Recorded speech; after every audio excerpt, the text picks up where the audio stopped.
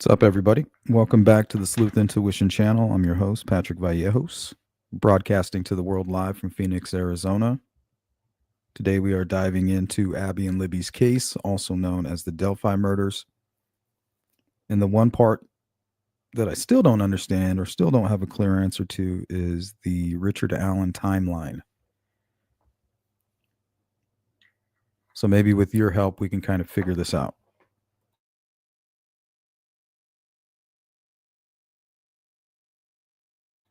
Let's see. Shane says he got up after his wife left and went to his mother's. So in a recent interview with Andrew Baldwin, I think with a local reporter, he stated that Kathy Allen came home at 5:30, which makes sense, right? Because she gets off at 5.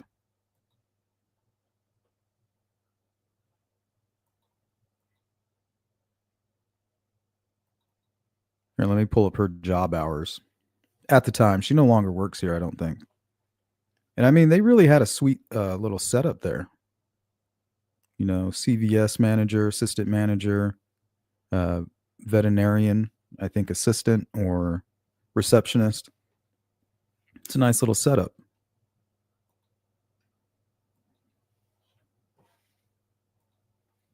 So she worked at Horizon Veterinary Service. And on Mondays, they get out at 5. So she would have gone to work at 8 a.m. and left at 5. Probably had an hour lunch.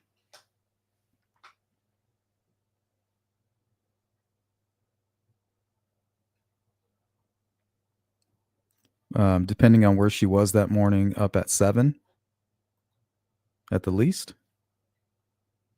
So it makes perfect sense that she would come home at 5:30, right? She's off at 5, you know, kind of taking her time, gathering her stuff, chit chat. You know how it is.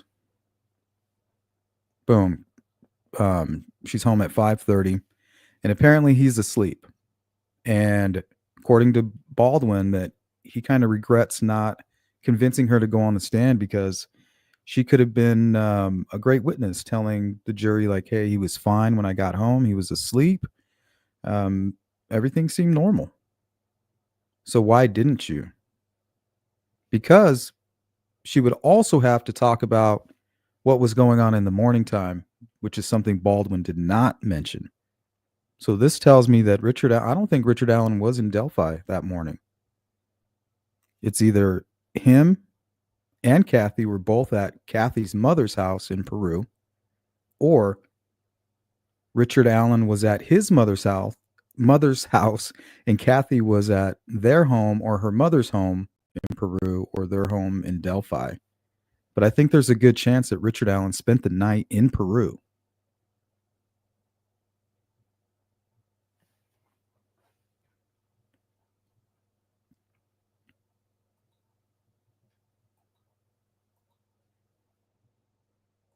What's up, this account?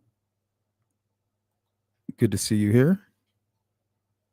Premeditated as far as facts showing. Well, when we go through my notes, they kind of outline where I'm trying to go with this.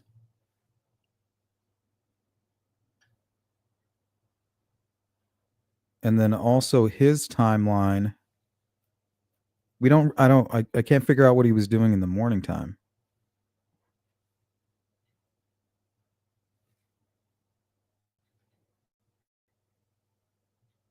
But if we're to map it out, and apparently he met with her just briefly. So why is he meeting with her? Why is he even in Mexico? Why is he near Peru?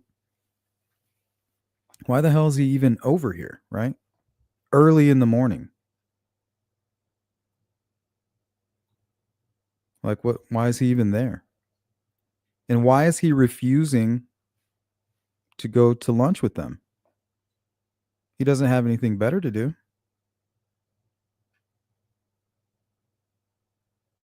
So Richard Allen's mother lives somewhere around here. It's not 4210. That's just kind of where I decided to start from. So somewhere in this general area, he's going to leave. The closest location to purchase beer is the Marathon gas station.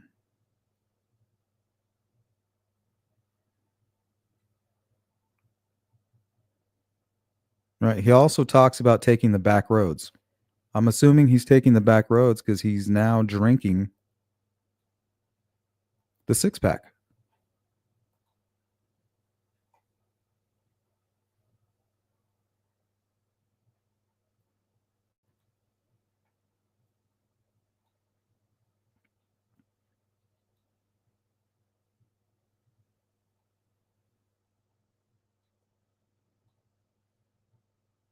And another interesting fact is that somewhere in this area, so he's probably already used to taking these back roads because he's been staying in Peru on and off. Him and Kathy, taking care of Kathy's mother. So we'll talk about that a little bit. And strangely, drives right by Grissom. Like, what are the odds of that?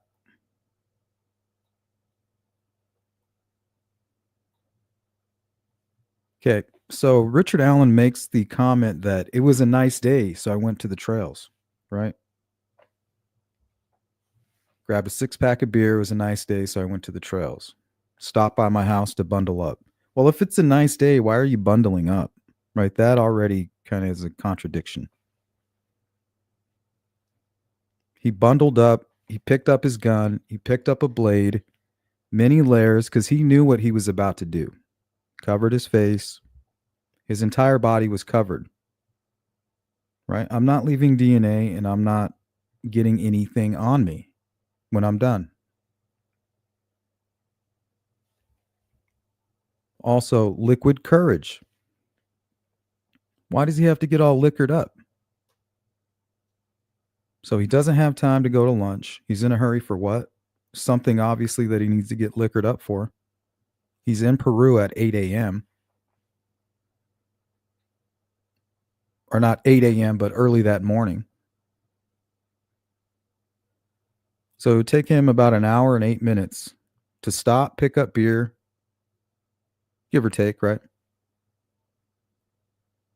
Go to his home near Whiteman Drive, take the back roads again. I'm assuming he's still drinking at this point. Pass in front of the Hoosier Harvest Store video, our camera, and park at the CPS building. And we know that he's lying when he says he was there at 12 a.m. How do we know that? Because we have 3 witnesses that were there from 12 to about 1:40. Now, if those witnesses saw the bridge guy, they would have also seen Richard Allen. They would have been able to say, hey, look, we know the difference between the two. Yeah, they kind of look similar, but hey, we saw the killer. It's the guy in the video. And we also saw Richard Allen. You know, we saw him a few times kind of walking around. Maybe even on the bridge briefly. But yeah, that's not the guy in the video. That's how we know he wasn't there between 12 and 1:30, because we know for a fact we have photograph evidence that those witnesses were there at a specific time, and we know what their timeline was. Right? We know that they were on just about on the outskirts of the trails at about 1:40 something, like around 1:45. So they're almost out of there. No report of seeing Richard Allen, but there is their report of seeing a guy entering the trails near the Freedom Bridge at 1:30. And that's supported by the lost tip, you know, which is questionable. But right now, that's a fact that Richard Allen told Dan Doolin, I was there from 1:30 to 3:30.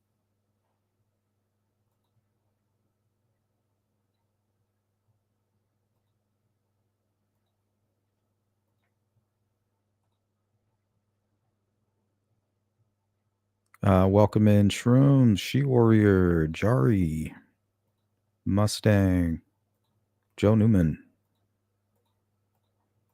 Bad Actors, good to see you. Funny video you made the other day. Kid, check the rhyme. What up? Brad, Jari, Sensei, what up?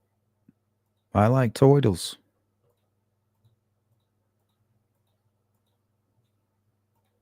Sensei, how are you? Law Junkie, welcome in.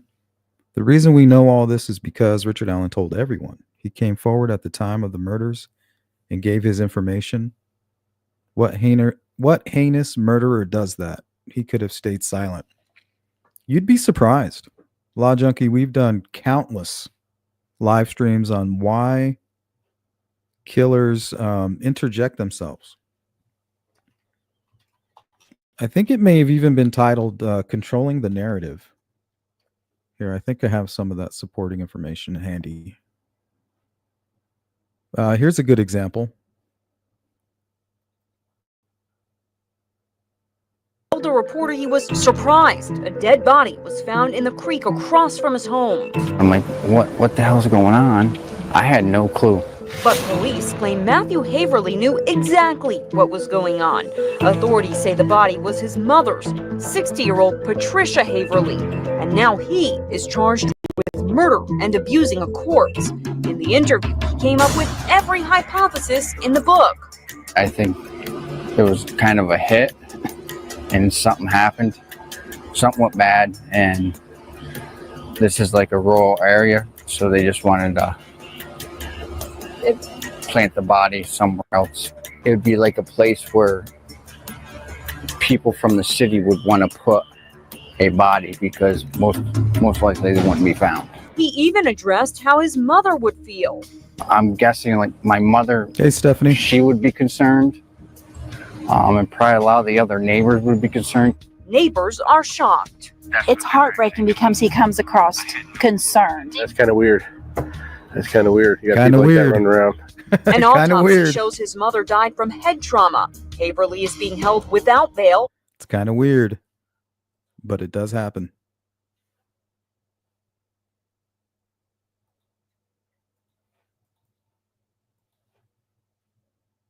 A lot of killers have come forward.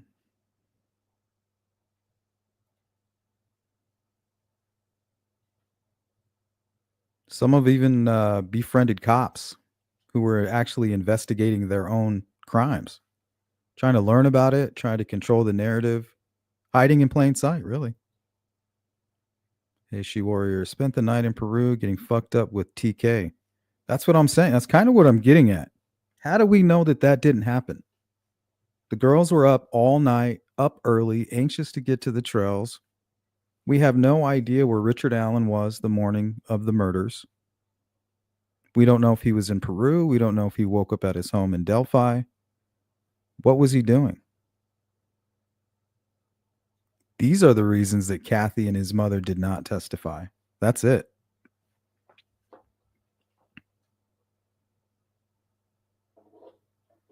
Because otherwise, we're going to find out he was in Peru the night before and even all through the morning. Joseph Sleuth, do you think it's possible he was trying to establish an alibi, but then his mama left? I'm not quite sure. I think he was fucking pissed off. I think he could have been the one communicating with Abby and Libby the night before. Maybe he's Anthony Shots. Also, right?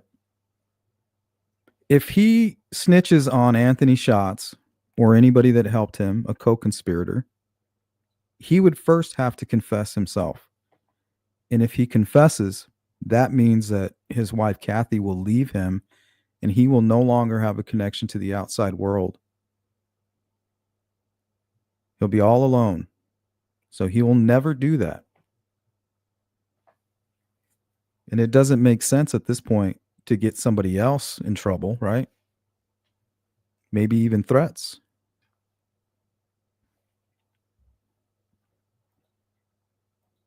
Hey, we got a flex from Bad Actors. Thank you. Appreciate that. And we have a sponsor, Miss Dog Lover. Just look at Ian Huntley in the UK. He unalived 2 10-year-olds. He inserted himself into the investigation, even doing interviews on Sky News. And also, he made a phone call that day. He called his benefits manager at his job where he worked at CVS. He was probably thinking he was about to get arrested. So he's thinking, he's going through his head. And the same thing that caused him to commit this murder is the same ego the same thought process that's convincing him that if he does certain things, he can get away with it. So he's trying to get all his ducks in a row. So he starts thinking, if I don't come forward, law enforcement's going to come after me. I would rather hide in plain sight than to kind of duck behind the chaos. And if he wouldn't have come forward, I believe that they would have came looking for him. Like people would have been like, yeah, Richard Allen, like, how come you didn't come forward? Like, I heard your wife told me that you were on the trails that day. Boom, tip him in. And then they bust him. But instead, he thought to himself, I need to be proactive. I need to hide in plain sight. Coming forward was him doing that, in my opinion. You have Ed Kemper. He also established a relationship with law enforcement. Here's a quote from Ed Kemper. My relations with the police were much exaggerated at the time of my crimes. I knew 2 or 3 agents. The bar I went to wasn't in front of the police station. It was more than 1,600 feet away, in front of the courthouse. The jury room, Joe Mandela's jury room, come in and give us your verdict. That's the slogan under the sign. The establishment is rather quiet, and a number of police officers frequent it. At the time I was committing my crimes, which were heinous murders, I used the friendship bonds that I've woven with these policemen to learn more about the progress of the investigation. So they're hunting this man, and he's sitting next to them in a bar asking questions about the investigation. But he did it in a way where he made it to where they invited him over.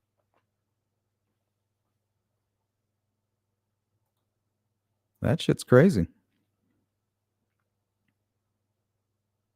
What about this weirdo? The day after Lauren Giddings was reported missing in June of 2011. Reporter Michelle Casada found him standing outside the apartment building where he and Giddings had lived, and that we now know was the scene of the crime. He talks about joining Giddings' friends to look for his law school classmate and how they entered her apartment to see if there was anything wrong. It was also the first time McDaniel found out that a portion of Lauren Giddings' body had been recovered by police from the dumpster where he had put it. Knowing now that McDaniel had murdered and dismembered Giddings, the interview provides a glimpse inside the mind of the killer as he builds his story and his alibi. Take a look. The person that was living there? Yeah, Lauren was my neighbor. We're just trying to find out where she... Okay, so keep in mind, this guy just got finished stalking a young girl that lived across the street from him for months. He had been in her home. He had a key, going through her stuff, videotaping her through the blinds at night. And one day in the middle of the night, she woke up and he was standing over her, like standing next to her bed, and she panicked. He panicked, strangled her, cut her body into pieces, and dumped her body parts into separate trash cans nearby the apartment complex. Now, this is him injecting himself into things. Why would he do that? Why not just go back into your apartment and look through the blinds? Why is he injecting himself? The person that was living there? Yeah, Lauren was my neighbor. We're just trying to find out where she is at this point. I mean, no one has seen her since Saturday. I mean, the last time anyone heard from her was an email that she sent out, and no one's heard from her since. Did you see her hang out with anyone at the time or anything like that?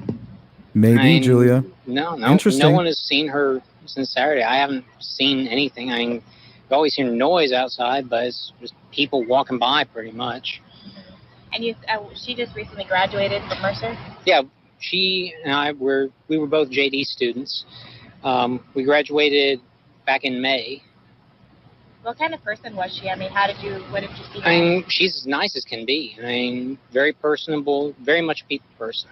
Do you know any enemies she might have had, somebody that might want to hurt her? No, we don't know where she is. I mean, the only thing we can think is that maybe she went out running and someone snatched her. What's up, Funkarella? We went over, one of her friends had a key. We went inside and tried to see if there was anything amiss, but I mean, she had a door jamb that was sitting right by it. So there was no sign that anyone broke in.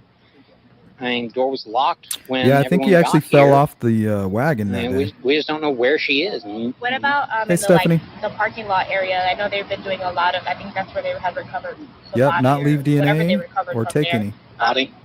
Had you heard? Had you seen anything there? Had you seen anything there? I mean, we don't know if this. See, now he's acting all shocked, or he really is shocked, and he knows he's going to get arrested now that they found her. But yeah, you want to ask why people inject themselves into their own investigation? Really, I don't know, but they do it. It's what they do. All right. I don't know. You guys want to read along with this or what? Maybe I'll just read them. These are my notes. Well, let's catch up on the chat real quick. Why were the girls wearing sweatshirts? This is ridiculous.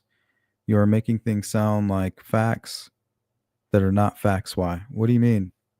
We all know why they were wearing sweatshirts. They didn't want to wear sweatshirts. They were kind of told they had to. So 2 were thrown to them, and that's what they were wearing. Pretty simple law. Doing caring for parent, grieving her brother. Maybe she had reduced her hours. I have no idea. Was she a vet tech? I think she was a receptionist. Should have charged him with drinking and driving just to be on the safe side, right? Liquid courage. Yeah. Why did he need liquid courage? What was he too busy doing that he couldn't have lunch? What was he even doing in Mexico that morning? If you're just there to see your mother very quickly, is it because you stayed the night at your mother-in-law's house and you're already in town? So it makes sense. Hey, I'll stop by mom's real quick before I go back home. Nah, I don't want to go to lunch with you guys. I'm going to go, out for a hike. And on the way out there, maybe I'll just grab me a 6-pack. But what did he need liquid courage for? Why did he need to stop by the house if it was a nice day? Right? Pick up the gun.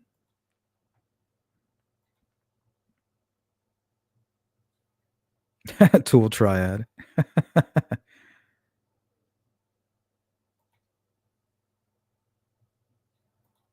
Good to see you, Grunge. They won't release everything until after the appeal.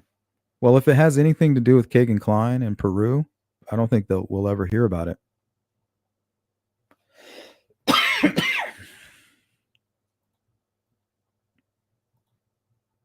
Good to see you, Jari. Who did he meet in Peru? Is he upset or off that day? Yeah, he's definitely off. I mean, there's no way he's working and then he's out there in Mexico in the morning. He's definitely got the day off. But my question is, where did he sleep? Where was he that night? Where was he the night of the 12th into the morning hours of the 13th? We know that Abby and Libby were up late and up early, around 10 a.m., looking to go to those trails.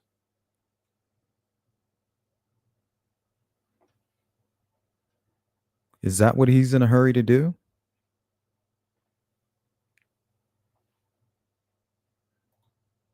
And who the hell was scoping out the private drive at 9 a.m.?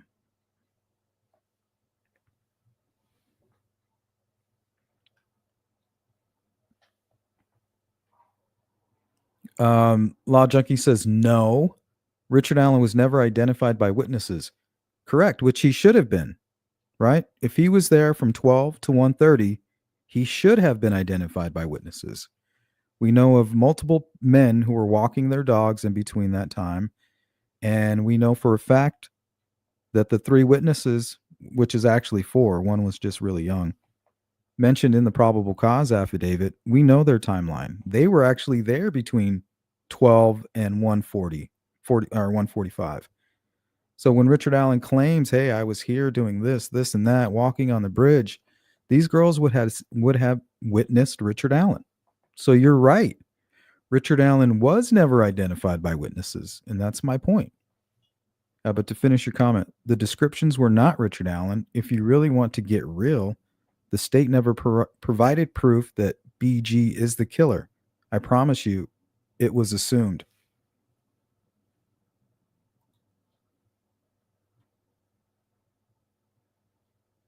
Julie says it's sus that KK Googled Marathon gas station that day. If I'm in town, I'm unfamiliar with need gas. I'll just search gas near me. Maybe that's where maybe it wasn't Delphi. Maybe they searched the marathon in Mexico. Shit, who knows? I wish we could pinpoint that. What specifically was he looking for at Marathon that other stations didn't have? Maybe some kind of a rendezvous, some kind of rally point.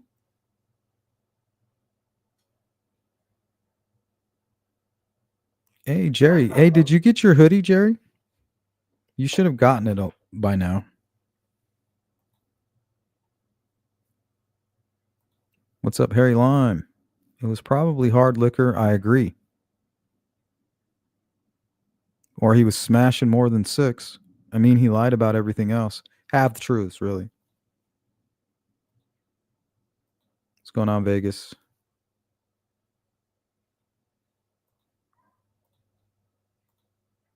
So Richard Allen pre-planned attacking 2 young girls, one girl bigger than him in broad daylight. I don't know if she was bigger than him. They were probably pretty equal in size, or at least I guarantee he's stronger than she is. In public park where people were, then go to the police and tell them you were there at that day, 2 girls? Yes. It's better that you come forward than they come looking for you. Especially if he's pissed off. Once again, what does he need the liquid courage for? Why does he need to stop by his home and bundle up? Why does he need to cover his face? Back in. Hide his plates.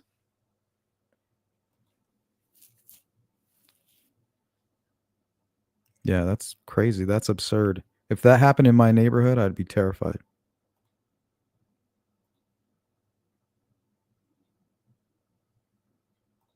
What's up, Champagne? Good to see you.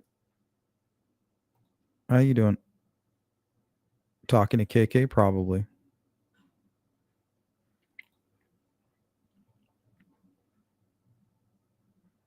Yeah, don't forget they served a search warrant. So the same day that Keegan Kline was confessing to his involvement in the Delphi murders, they served a search warrant at his grandparents' home. And they also started the Wabash River search. Same day. Good to see you, Cyber Warrior. I believe there was at least one female involved. No SA, one girl nude, one fully redressed. Richard Allen was in the military for 10 years. Yes, Stephanie. He could have done it by himself, for sure.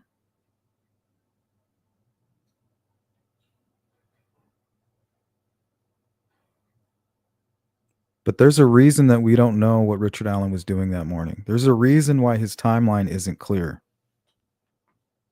And I think we all know what that reason is.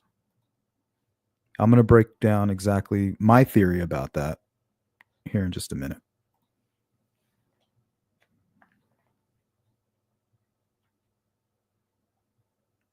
You don't know if Richard Allen is a smart man. You're just assuming. Had any connection with the Kleins? Law enforcement state that publicly.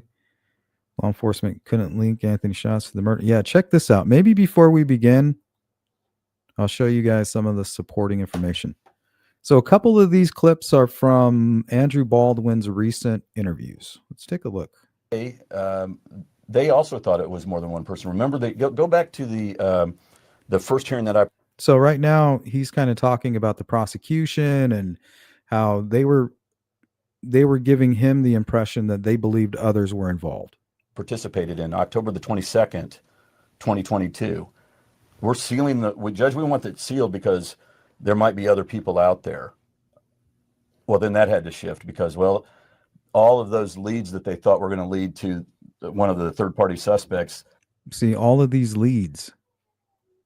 And we all know who the third-party suspect that they're referring to is. That's Keegan Kline. Because, well, all of those leads that they thought were going to lead to one of the third-party suspects Keegan Kline vanished. And so now they had to say, well, it actually is one guy. They also thought it. See, so they had to change their strategy. Here's another quick clip. And why did you do it? Because there's more than one person possibly, and we don't want that person to learn stuff. And why did you do it? So this is what the prosecution told Richard Allen's defense team. And why did you do it? Because there's more than one person possibly, and we don't want that person to learn stuff. Okay, who is that? I mean, we all know who they're talking about. We know absolutely who they're referring to.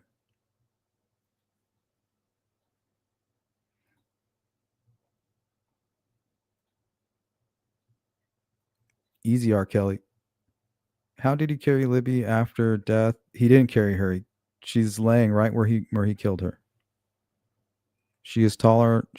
They're almost identical in height. I think 5'4", 5'5", 200 pounds. He was probably about 150.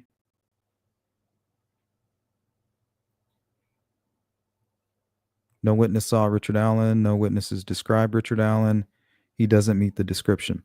Yeah, you're right. No witnesses described Richard Allen because the only people that saw Richard Allen were the same people that saw the bridge guy. So you make a great point. Vegas says, Sleuth, didn't KK say once that he had an extra bag packed for himself? He came back from Vegas, had an extra bag packed, and he said he was effed, remember? That he was planning to leave when his dad fell asleep. Why? That doesn't make any sense.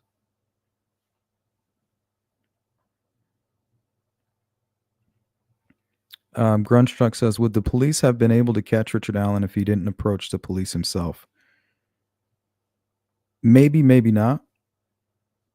I think eventually, yeah. I think they would have if he wouldn't have come forward, I think they would have caught him in the early days. Remember, anybody that may have wanted to turn him in, Richard Allen, don't take anything away from his manipulation of others. Now he has artillery, right? Hey, weren't you there that day, Ricky? Yeah, ask my wife. I came forward and I talked to Dan Doolin. I told him everything. I gave him all the information of everything I saw. And then I was cleared. So anytime they were like, I'm really suspicious of Richard Allen, they just think back. Well, he told me that he came forward and Kathy was right there. And Richard Allen provided proof to me. Maybe a business card or something. But either way, everybody that would have come forward and turned in Richard Allen, they all knew that he came forward. And that's another reason why he did it. It's better to be proactive than reactive. I mean, it makes sense to me, especially all these cases that we cover and watching the behavior of all these different criminals. This is the kind of shit they do. What's up, Brightfield? Shane, how you doing?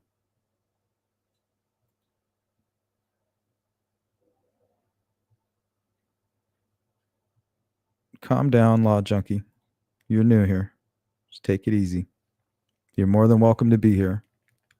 But one of our main roles here is not to be triggered. You have to have the ability to agree to disagree.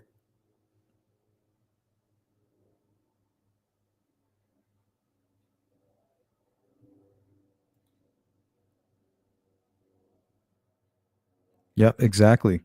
And that's why they take the trophies too. And they're kind of crazy if you think about it. Like, to them, it makes sense. Like, hey, I'm going to come forward. I'm going to kill two birds with one stone. I'm going to control the narrative by giving false information. Then I'm also going to glean information from the investigators about my own investigation.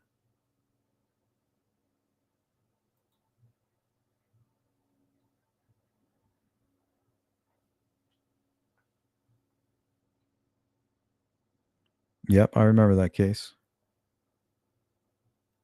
I can leave the group if everyone is offended by my questions. I thought this was a chat. No, honestly, we're not here to tell you that you're wrong or right. You just got to chill. Not everybody's going to agree with you. And I'm sure we agree on a lot more than you would think.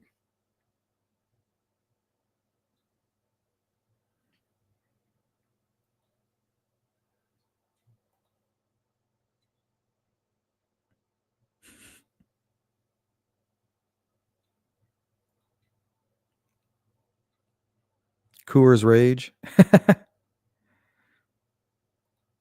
what it looks like. Thanks, Shane. But the sweatshirts created more questions because Kelsey said they were hers, but they were not. Yeah, they were hers. Abby was wearing her own, and Libby's is questionable because she was photographed in it a lot. I'm sure she thought they were hers.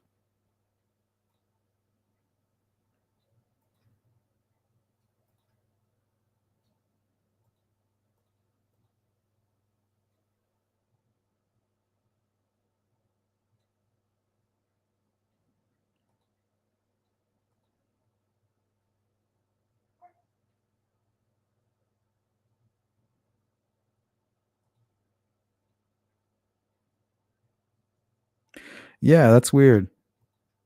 I've noticed that. Why do they do that?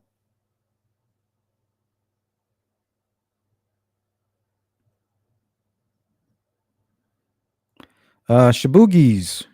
Yeah, it's not like people don't normally have days off where they go to their parents at home.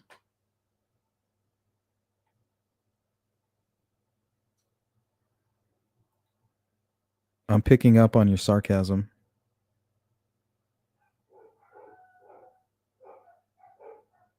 My question is, why wasn't that stated clearly? I mean, that's the weirdness of it. It's not. The weird part isn't him going and visiting with his mother. That's not the weird part. The weird part is that they don't talk about it in court. And his mother didn't come forward to say, hey, yeah, he came and visited me and we had a great talk. And then he just said he wasn't in the mood to go to lunch and that he wanted to go hiking and take a nap. Boom. That would have created reasonable doubt right there. So it's not weird to go visit your parents, right? You're missing the point. It's not weird on your day off to wake up early, go visit your folks, and go on a hike, get a six pack, do those things.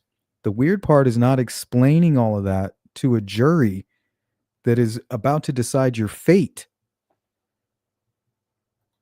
That's the weird part.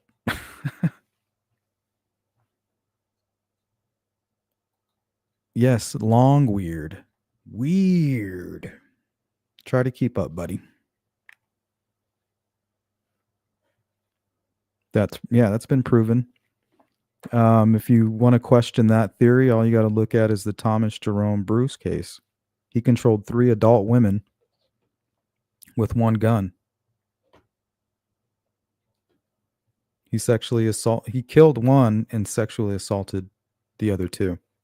Also, a 16-year-old girl was able to control her mother's boyfriend, who was young, very large, muscular man, and her simply with a blade. She took out the boyfriend. She killed him.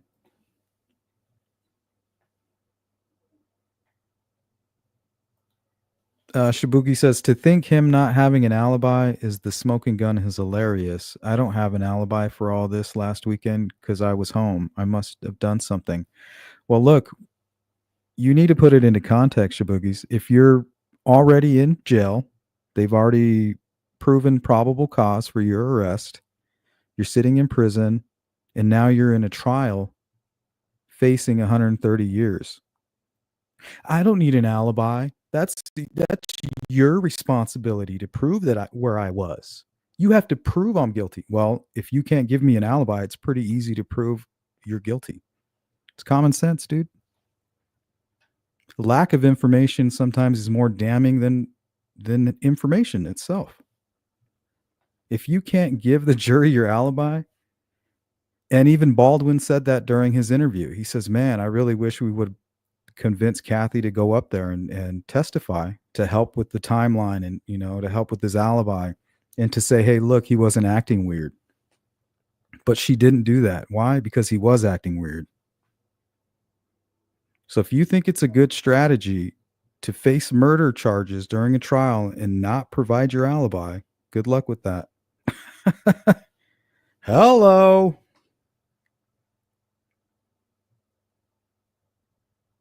Oh, okay. Do what you got to do, Loud Junkie. You're being a distraction. That's also you're breaking another rule. So just calm down. Smart enough to have gotten away with a double murder for 5 and 6 years. And people ask, why did he do this? Why did he do that? That's why. So that he could get away with it as long as possible. What's up, Brian? Good to see you.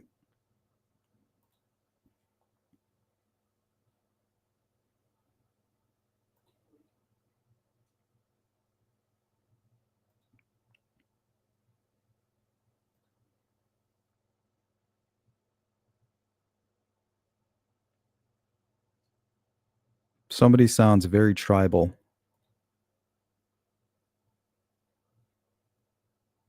Yes, it matters. Julie, a third-party suspect vanished. Is that referring to KK in prison or KK in Vegas? I think that's just KK in general. All of the above. Everything KK. How did 5'4" dude control a 5'4", 200-pound girl and her shorter BFF? If you don't think Richard Allen, as a grown man, military veteran of 10 years, Mr. Fish Flopper himself, isn't stronger or as strong as Libby, I mean, there's no use in me arguing with you.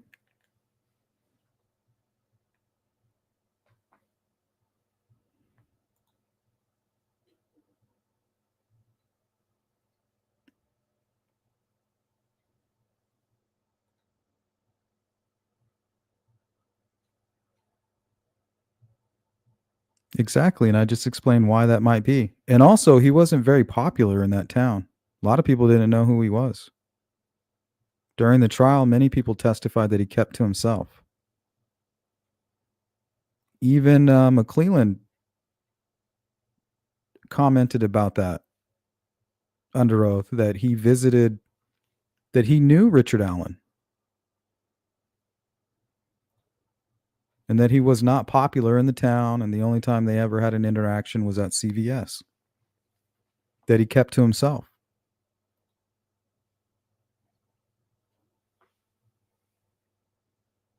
What makes you think they were quiet? I think the girls could have made all the noise. If a tree falls in the wood and nobody's there to hear it, did it make a noise? Yes. Same clothes, confessions, timeline, witnesses, his own accounts. What's up, Cheeseburglar? Am I missing something? Hasn't he been found guilty? Yes, but we're trying to explain why. If you notice, just in the chat alone, people are confused by it. To the point where they're almost acting triggered by it. So we're going to help them understand.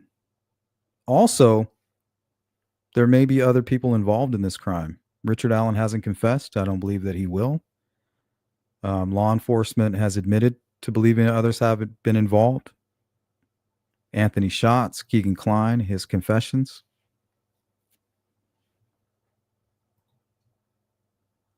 It's all very odd. If you're not interested, that's fine. But that is today's topic. And also, we're pretty much web sleuths. And if law enforcement has failed to make a connection between Richard Allen and Keegan Kline, and we know that there most likely is one, don't you feel some kind of responsibility? Aren't you guys all nosy, true crime enthusiasts? You should be all over this.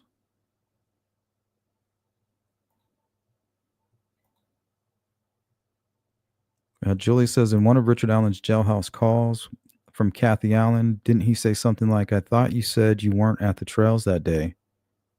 Makes me wonder how she could believe that after the BG video. I think the quote was, you didn't tell me you were on the bridge that day. So again, half the truths, right? He's telling Dan Doolin one story to be proactive because he knows all these witnesses saw him, right? He's like, I got to come forward. Betsy Blair saw him on the bridge. He's like, well, she saw me. Those 3 girls saw me. And then another lady saw me over there on 300. So I have to come forward. But and also remember, he refused to be interviewed at the police station or at his home. He's like, I'll meet you over here away from my wife because I told her a different story. I'm going to tell you a different story than what I told them.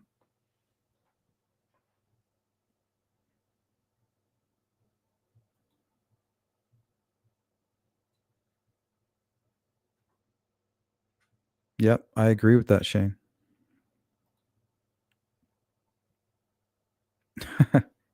See, let's find common ground.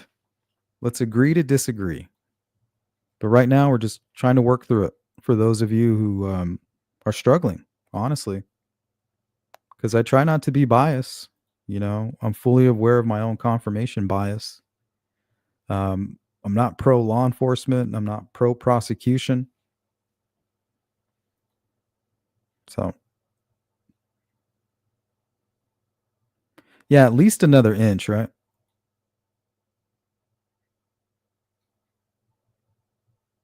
Which part is that?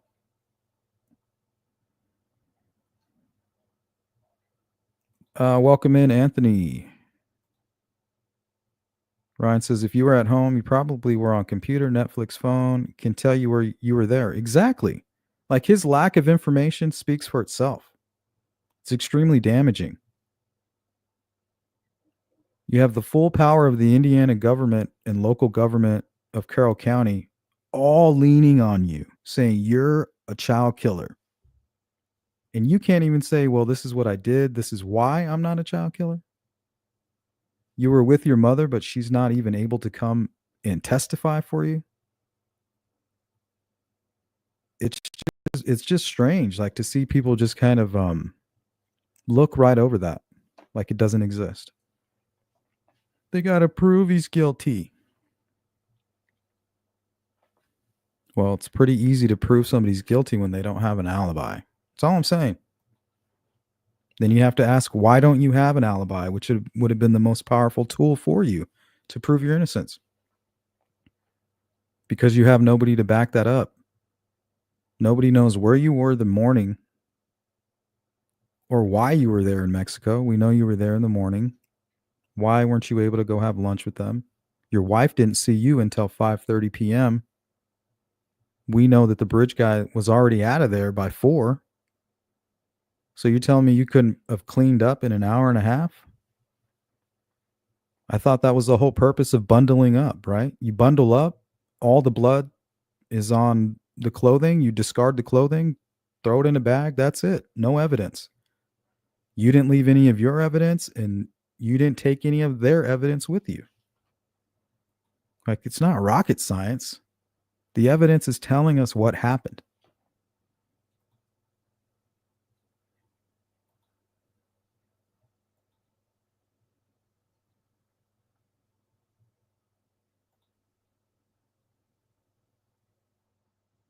Yeah, me neither, Julia. You can just almost tell the content creators that certain people have been tuning into. They just kind of parrot a lot of stuff that.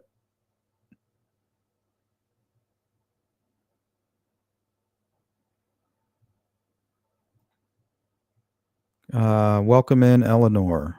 Baldwin is full of it. He wouldn't want her on the stand because he knows exactly where Richard Allen was that day. Regards from Ireland. Shout out to Ireland. It's Moyne.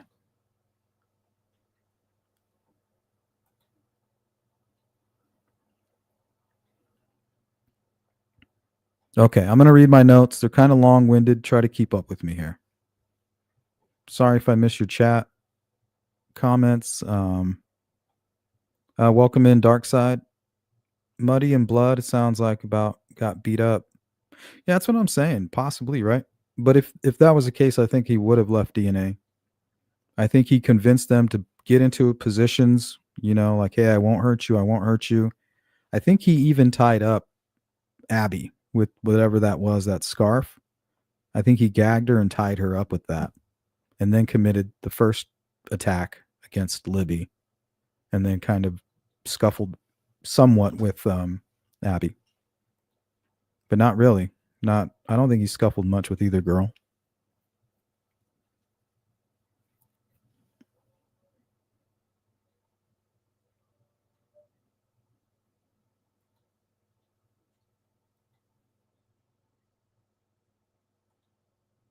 Shibuki, Sleuth Intuition. I think you're a nice dude, no issues. We just get bitchy. By we, I mean me. Gotcha. Yeah, you have a place here. There's just a few rules, that's all. No biggie. All right. Funkarella, I think I said hello to you. Good to see you. Don Spain in the building. Good to see you, Don. Scott, Metalhead, welcome in. Anybody I missed, I apologize. All right. Okay, here are my notes. In a recent interview, Richard Allen's defense attorney, Andrew Baldwin, mentioned that Richard Allen's wife, Kathy, returned home from work at 5:30 p.m. She reported that Richard was asleep and that everything seemed normal at that time. This information helps establish a timeline for Richard Allen on the day of the murders. It has been confirmed that Richard Allen visited his mother in Mexico, Indiana, on the morning of the murders of Abby and Libby. Baldwin never stated that Kathy was with Richard Allen that morning. She only mentioned seeing him after work. Kathy Allen was employed at Horizon Veterinary Service in Delphi, Indiana at the time of the murders.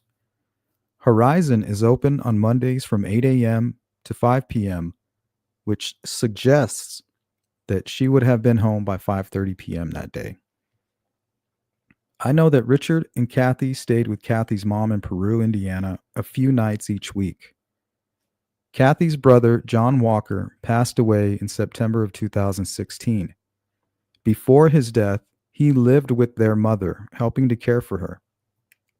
A friend of the family, who is one of my sources, revealed that Rick and Kathy shared the responsibility of looking after Kathy's mom. Could it be that Kathy and Rick woke up in Peru, Indiana, one leaving around 7 a.m. to go to work, while the other visited his mother? Could Rick have been in Peru instead of being with his wife? Was he with Anthony Schatz, or possibly controlling the catfish profile linked to convicted predator Keegan Kline? Abby and Libby stayed up very late into the morning and were eager to get to the trails early. Who were they talking to? It took Rick 1 hour to leave his mother, grab a 6-pack of beer, drive to his house, and then head to the CPS building. We know he arrived at the trails at 1:30 p.m., not at 12 p.m. as he claimed in his 2022 interviews. The girls who saw the suspect, known as BG, never reported seeing Richard Allen. The 4 young witnesses were at the trails between 12 p.m. and 1:40 p.m., which means they would have seen Richard Allen and been able to distinguish him from the actual killer, right? Since we can confirm Richard Allen's arrival time was 1:30 p.m. as supported in the lost tip, this indicates that he left his mother and sister in Mexico, Indiana around 12 p.m. Keegan Kline told investigators in 2017 that he and his father went to his grandparents' home in Peru, Indiana from 12 noon to 3 p.m. So Richard Allen is leaving Peru at 12 noon and Keegan is going to his grandparents' house at 12 noon. Is it possible Keegan used his GPS on his personal phone to establish an alibi while him and Richard Allen drove to Peru together in separate cars? If Kathy wasn't with Rick that morning, who was he with? At 8 a.m. on the morning Abby and Libby were killed, Keegan Kline logged into the Anthony Schatz profile using 2 separate burner phones, which remain unidentified by law enforcement. Did Richard Allen pick up one of those devices before heading to his mother's house for a quick visit? They invited him to join them for lunch. Why did he decline? Why did Richard Allen feel the need for liquid courage? He confessed to a jailhouse therapist that he had visited his mother that morning, but chose not to join her for lunch. Instead, he picked up a 6-pack of beer because it was a nice day and headed to the trails. If the weather was so pleasant, why did Richard Allen feel the need to bundle up and hide his face? It seems he may have needed to conceal his appearance and arm himself with a blade and a gun for what he and others were about to do. Why did Keegan Kline confess? In a sworn statement to Indiana State Police to participating in the murders. On the day Keegan confessed, the Indiana State Police initiated a $1 million search of the Wabash River and executed a search warrant at the home of Keegan Kline's grandparents. Shortly after the Wabash River search, Richard Allen was arrested. During a recent interview, Baldwin mentioned that the prosecution did not want to alert a specific third-party suspect. I believe they know Kagan was involved, but cannot prove it. The lack of an official timeline for Richard Allen's case may actually indicate his and others' involvement. Richard Allen has made some puzzling confessions regarding his granddaughter and a few others. Remember, he doesn't have a granddaughter. So what if he is inadvertently referencing the potential guilt of his co-conspirators? I doubt Richard Allen will ever confess because doing so would risk his marriage to Kathy and sever all communication with her. In order to implicate others, Richard Allen would have to implicate himself. So you guys remember all of the strange confessions he was making, all these other names that he mentioned? What if he was really talking about these other suspects? What if these were crimes that they were responsible for? What if they molested their granddaughter? What if they molested some guy named Kevin, or, whatever these names were, Don and things like that? What if those were people that were with him? What if they committed those crimes? What if he's giving us clues?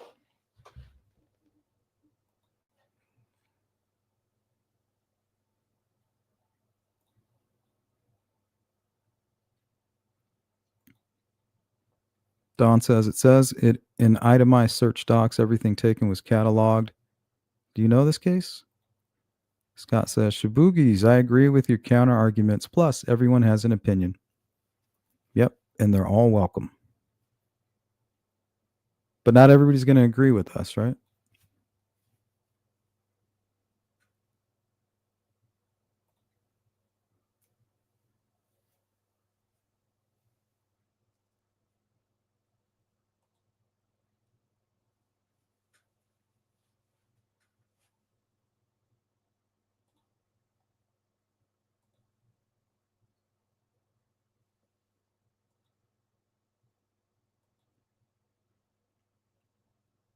All right, guys, we're about to wrap this up. So if you guys want to add anything or have anything to say, I'm sure I missed a lot. So now if you want to retype it, now's the time to do it. Julia, what did Richard Allen say about his non-existent granddaughter? He said that he molested his granddaughter. And that he molested his sister when they were younger. And somebody named Kevin and Don, and I think there's a third name as well. So what if he's really telling us like what somebody else did? Like the person that helped me commit this murder, like they molested their granddaughter. Like I seen it with my own eyes. Like I seen it on Kagan's device, like they had videos of it or something, along those lines. Just a thought. I'm not putting too much into that. I'm just throwing that out there. See what you guys think.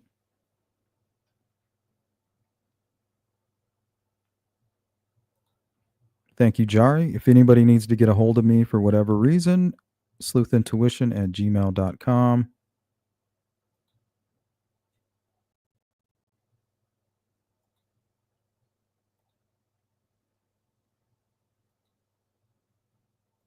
Funkarella, thanks for your coverage and care regarding this case, Sleuth. You are the best. Thank you, Funkarella. I appreciate that.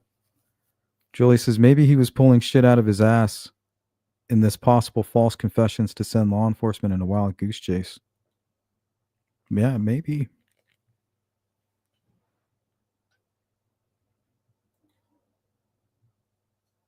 You got it, Mustang.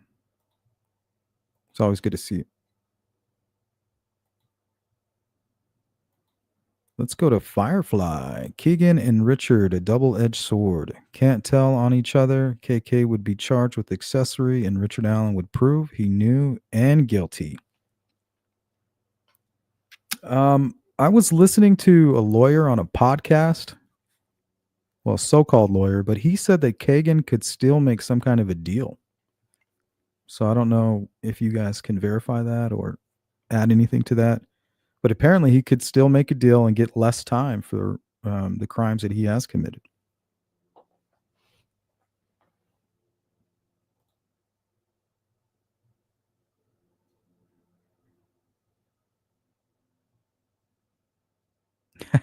That's me, Shane. The broke clock.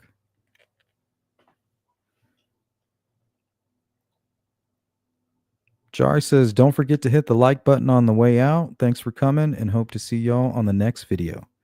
Yeah, and if you can, go share it on your social media. Highlight your parts if you have your own channel. Big shout out to all you mods. If it wasn't for you, we wouldn't have such a chill chat. You guys keep everything moving smoothly.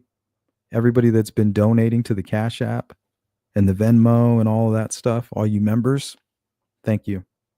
You make it all possible. Remember, with truth, there's always a lie. And with a lie, there's always some truth with these people. Yeah, half truths. That's just the way it is. I've watched so many interviews of convicted killers. It always starts like this. I don't know that person. I don't know him at all. And then eventually law enforcement will divulge a little more information. They say, oh yeah, well, I know him. Well, I thought you said you didn't know him. Well, I did. I know him. We're not friends, but I know him. But I know them. We hang out and we know each other. Okay, so you do know him. So you just lied. Well, just because I know him, I didn't want to tell you I know him because then you think I killed him. Did you? No. So it goes from that to, well, yeah, I did, but it was in self-defense.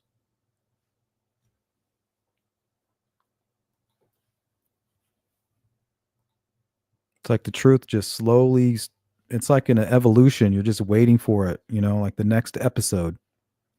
Find out what happens next on what really happened. So 10 years down the road, we probably still won't have anything from Richard Allen if he's still even alive. Why might Richard Allen be so cryptic, though, about stuff he didn't do in confessions rather than just rat out and any co-conspirators? Well, I think that he may be afraid. Maybe they made threats to him. Or also, if he realizes if he tells on whoever else helped him, he's going to have to admit to what he did. Like, he's going to have to tell his part. And in order to tell his part, he risks losing Kathy. We've learned a lot about his personality disorder. How he was like attached to Kathy. We got a super chat from Julia Burns. If KK gave law enforcement info about lost evidence, but law enforcement hasn't found it yet, would KK get less time if evidence ever was found? I think so. There was a lawyer who was talking about this and saying if he can provide evidence that it could even benefit him in his past conviction. That didn't make sense to me. I felt like, how can you bargain with other people's justice that have nothing to do with Abby and Libby? But I guess once you tie Keegan Kline to it, it's all kind of like the same thing because he was sextorting or attempting to sextort Libby. And that's what he's being charged with. So it's kind of like they're connected in that kind of a way.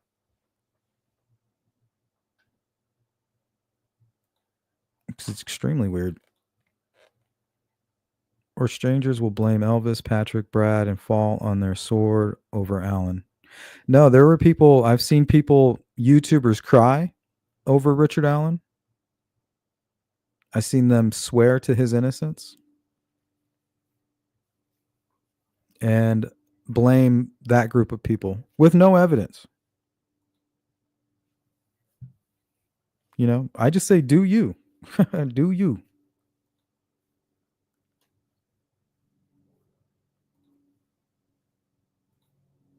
Vegas Sleuth, do you think his missing phone could be with the stuff he took from the girls at the crime scene? Yes, I do. I think it's possible that there's video and footage of the girls on the dark web. There's been multiple leaks throughout the years. And I think some of those leaks could either come from some of the photographers that made it to the crime scene before the official CSI group. And that's why we have tripod marks and things like that. And then you also have the possibility of the killers. I say killers because I think Richard Allen was working with somebody else. They could have documented the crime scene. Even that could have been the whole purpose of the interaction, right? I'm going to get these photos. That's the whole purpose of undressing the girls. Like, you're going to give me these photographs. We know during the conversation between Libby and Anthony Schatz that there was a discussion like, these aren't nude photos. What are you even good for, right? So there was some kind of back and forth about that. So maybe that's what they wanted. Somebody was targeting them. There was big money offered. Maybe that was the motivation. I don't know. Would make sense, right?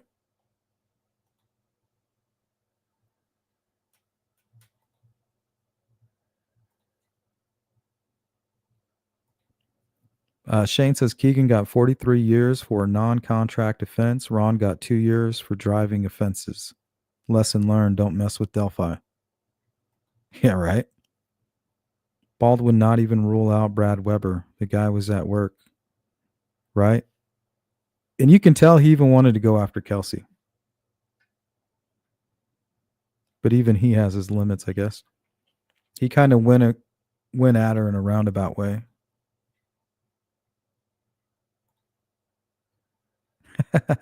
Everyone's innocent. What do you think about Brian Koberger? Innocent. He's being set up. They're all being set up. Kind of reminds me of that scene from Shawshank Redemption. What are you in for? Don't you know we're all innocent?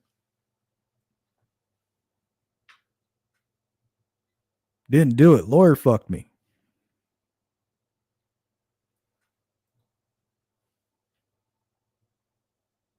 That's what Richard Allen's probably saying right now. Wish he was watching Fish on the platform 1. A witness sees a man on the platform 1, outfit matching what the killer had on. Well, another interesting fact is that when they were interviewing Keegan Kline, we know that he was logging in and logging out of 2 of these phones. And during the whole interview, law enforcement was saying, well, where are these phones? You know, what devices were these? They had everything else, but the devices that were being logged into the Anthony Schatz account that morning, law enforcement did not have that. They don't have those devices. So what I'm saying is it's possible that the device that Richard Allen was carrying in his hand on the trails that day, I think it's possible that that's one of the devices that Keegan Kline or that were being logged into the Anthony Schatz account at 8 a.m. that morning. So at 8 a.m., and we know that Richard Allen was in Mexico near Peru that morning. Why? Why was he there? Was he there to pick up that device? At some point, he's meeting with his mother and his sister, but he has no time for lunch. I need to grab my liquid courage, go home, grab a few items, and go to the trails. All by 1:30, which is the exact same time that right around the time the girl said that they would be there.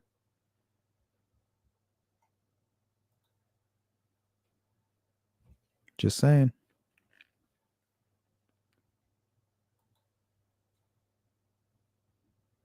You guys are web sleuths out there. You know, law enforcement, they can't make a connection without proof. I believe the tip line is still active.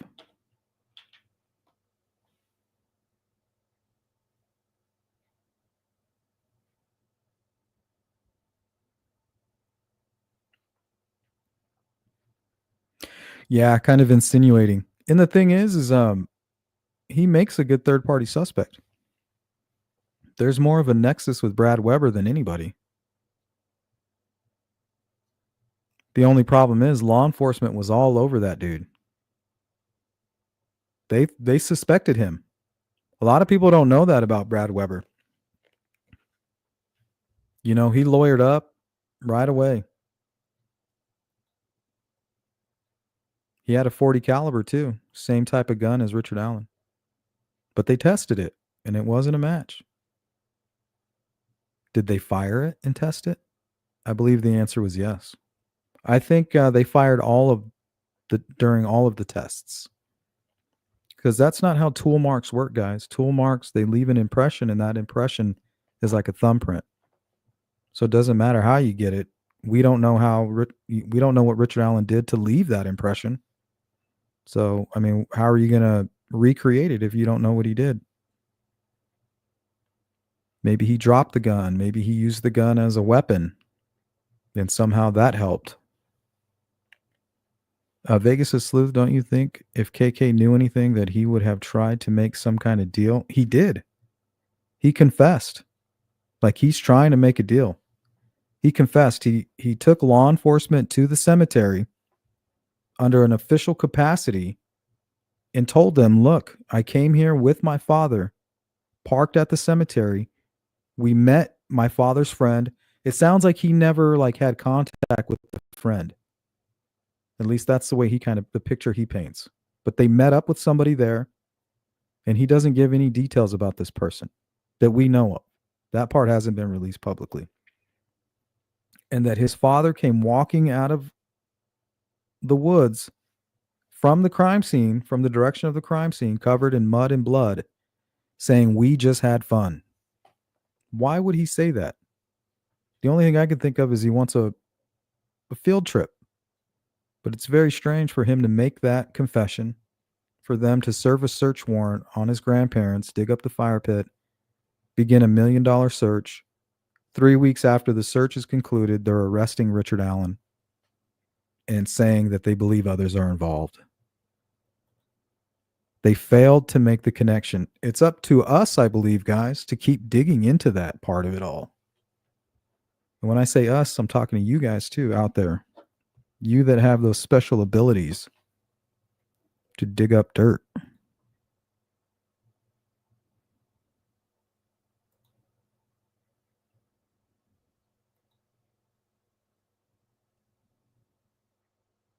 All right, guys, that's going to do it. Once again, thank you to all my donors. You guys make this possible. Extra special shout out to all my members, moderators, subscribers, lurkers, newbies, rookies, whatever. Special thanks to The Flex by Bad Actors, Miss Doglover, and Julia Burns. You guys, thank you so much. Love you guys. Welcome in Eleanor, John Rusher. Apologize if I didn't get to your comment. But on that note, I will catch you on the flip side. Peace.